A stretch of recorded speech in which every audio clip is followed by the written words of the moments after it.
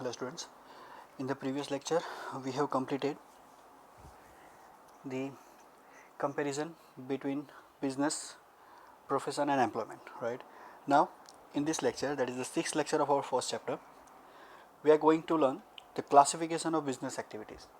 Business activities, it can be classified into 3, that is trade, commerce and industry.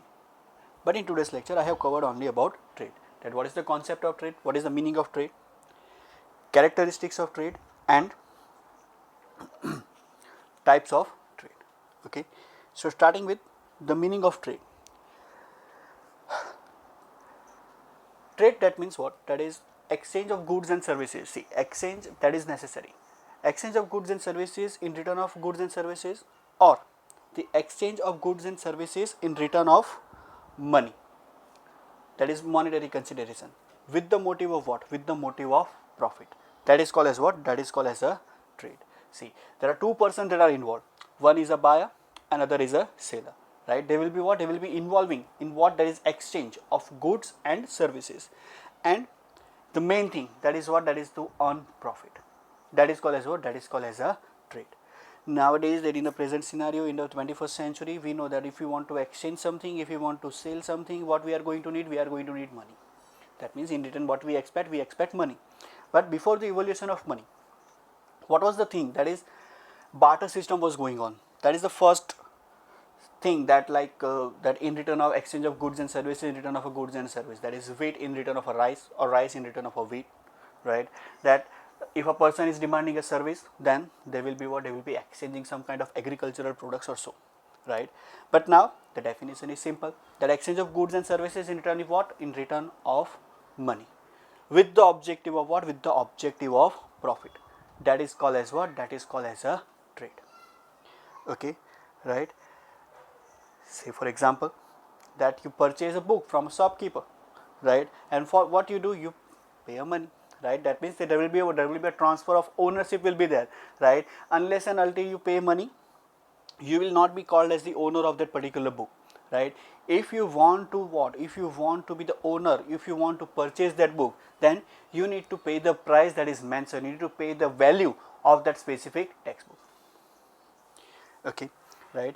So that is what? That is that a transaction between a shopkeeper and a customer, that is called as what? That is called as a trade, right. Then that is what? That yes, that was the exchange of good, right. Now when you travel by bus, and what you are doing? You are purchasing a ticket. So you are not purchasing the whole bus. What you are doing? You are purchasing the service of a bus, that is from one destination to other. Okay, right. So what you are doing? You are getting a service in return of what? In return of a money. You are purchasing a railway ticket, right, or rail ticket, or take an example of education, right, that what you guys are doing? You guys are paying fees in return of what? In return of for getting that education. So that is what? That is also one kind of a service, right, that whatever the knowledge I am having, I am going to impart in you, right. So that is called as what? That is called also as a trade, right. So simple meaning, that exchange of goods or services in return of goods or service, or exchange of goods and services in return of money, with the motive of what? With the motive of profit. Between whom? Between two persons. That is called as what? That is called as a trade, right. Now what are the characteristics of trade? First, that is trade is an economic, that means trade is an economic activity. See, whenever there will be a that money that is involved, that monetary consideration, obviously that is what? That is called as an economic activity, that we have already understood in the meaning of economic activity, right. What is the meaning of economic activity? That is anything that has been exchanged, or anything that has been done, any activity that has been done for the economic gain or for the economic benefit, that is called as what? That is called as an economic activity, whenever that money are involved, right. So here obviously that we have seen in the definition, we have seen in the meaning of a trade, right, that exchange of a goods and a services in return of money. So that is called as what? That is called as a trade. So obviously trade is what? Trade is an economic activity. Then trade always involve two persons in it, that is a purchaser and a seller. Obviously that when exchange of goods and services will be there, so obviously what is going to be happen? That yes, there will be what? There will be through two persons that are going to be involved, right. That yes, You are paying the fees, and in return you are getting what? You are getting the education. So there will be what? Two persons are involved, that one here is a parent and other is a school, right? Same way when you are purchasing a bus ticket, right, then that service provider, that is the bus service provider, they are the what? They are the particular seller, and you are what? You are the purchaser, right? So there are always two parties are involved, two persons are involved, and that one is called as what? One is called as a purchaser and other is called as a seller, right? And what is the most important thing is here, that is exchange. Exchange is essential, right? That once you pay the money for whatever the goods that you are, whatever the commodity that you are purchasing or service that you are demanding, right, that exchange of good or a service, it need to take place in the trade. Then and then only we can say, ha, the trade that has been happened between two persons, okay, right? Then transfer of ownership of goods and services are done, okay. See, when you go for a purchasing a textbook or a notebook, okay, when you pay some particular price for it, right, then that will be what? There will be transfer of ownership will be there. You are paying the value, you are paying the money for it, right? And when you are paying the money, then obviously the transfer of ownership will be there. Yes, suppose that if I am going to buy a car, right, unless and until I don't pay the amount, I don't pay the particular full payment of the car, that is of specific, for suppose for an example, getting example, I am going for a Maruti Suzuki car, right? I am going into the showroom, to the dealer, I am inquiring about my price. Then what I am doing, I am purchasing that car by paying the specific amount, right? Then that car will be transferred on my name once I pay the money, right? That means that after the payment of the value of the money, I will be getting what? I will be getting the ownership, right? If I am not paying the money, then I will not be considered as what? I will not be considered as the true owner of that particular good, okay. Then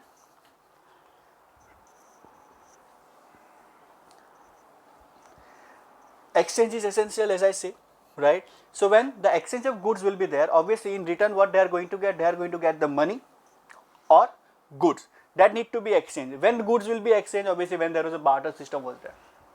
Nowadays also, you know, that having that exchange offer and everything, that yes, goods are being exchanged, right?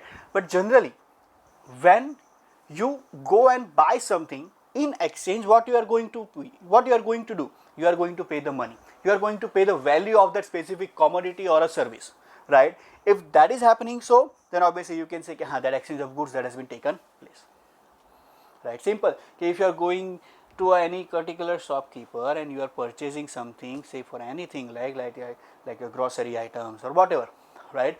What you are doing? You are purchasing that thing, that exchange of goods that has been happening, right? And in return you are paying money or goods, okay.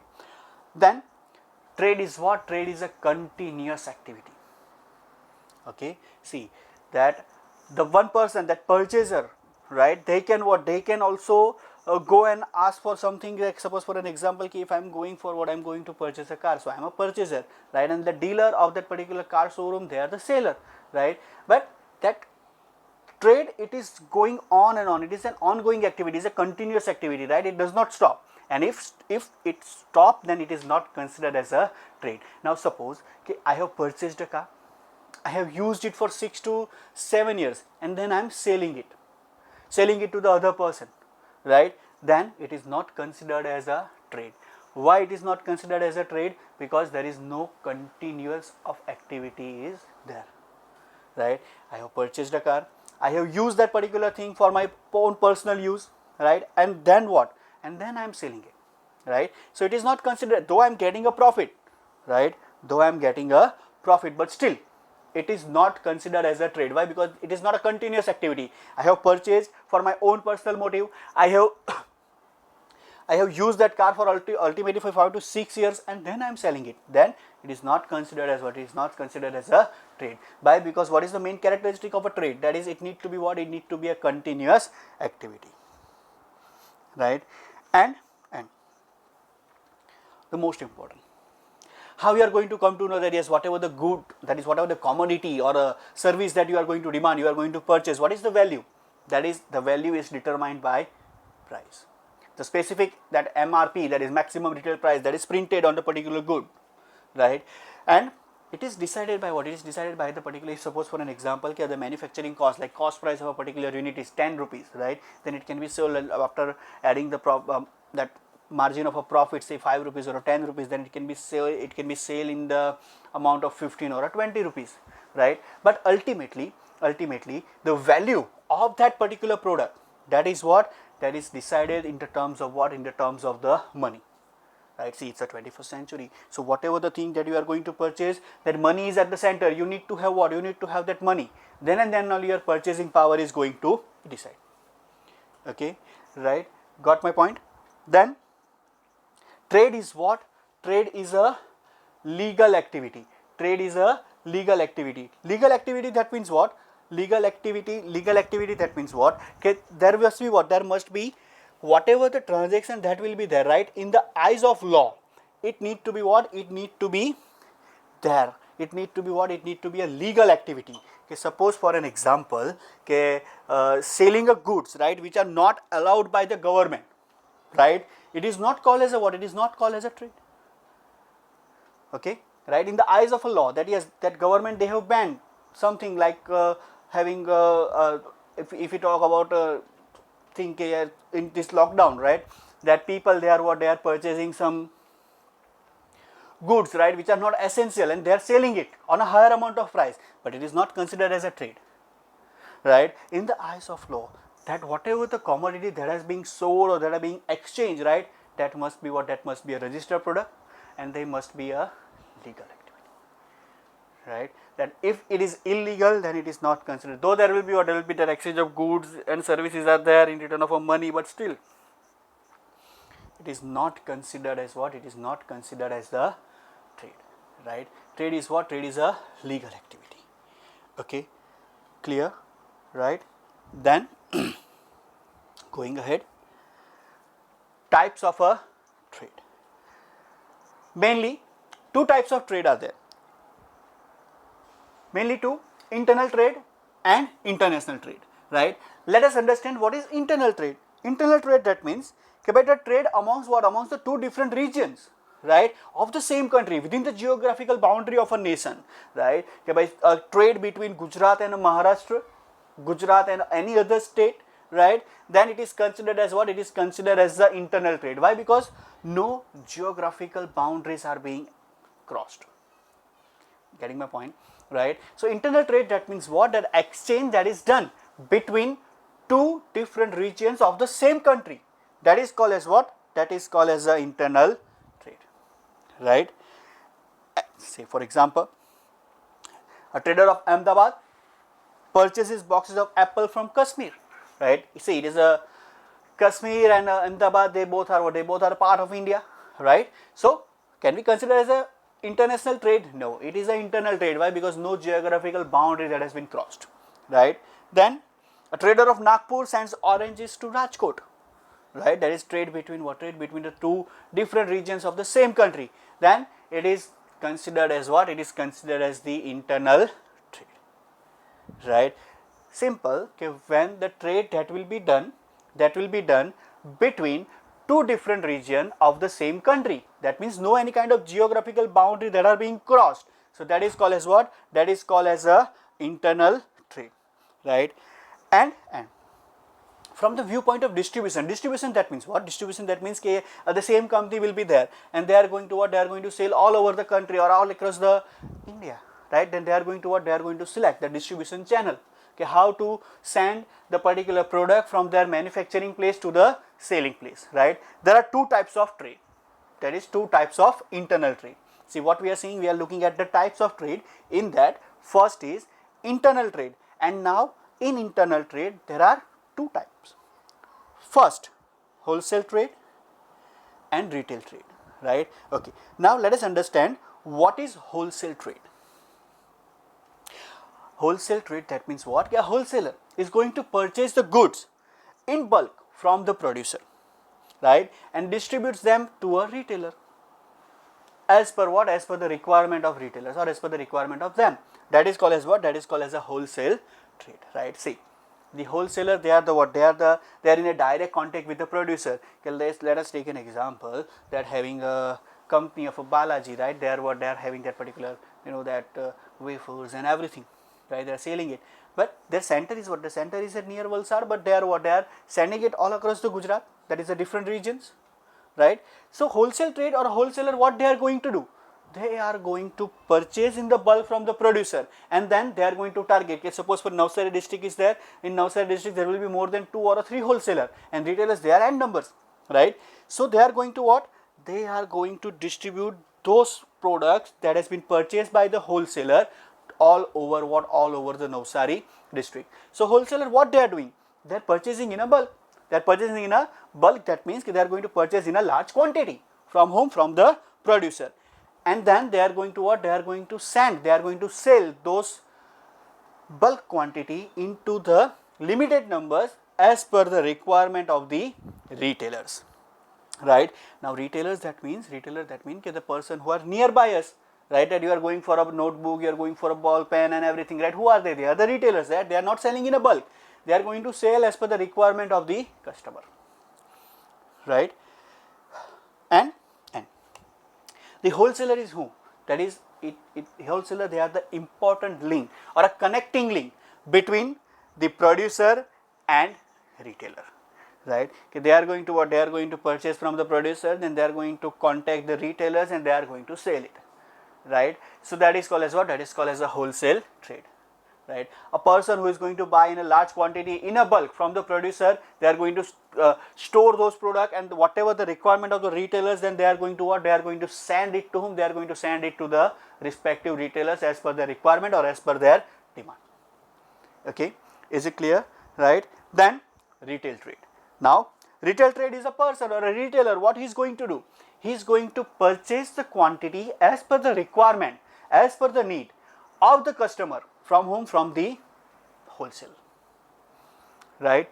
So that is called as what? That is called as a retail trade, right? Okay, suppose that whatever they see that's nearby us, that is surrounding area, in our surrounding area, right? They are all retailers, right? Like bakers and that stationery shops and everything, right? They are what? They are the retailers, right? You are going for a single pen, that is here, you are able to buy, right?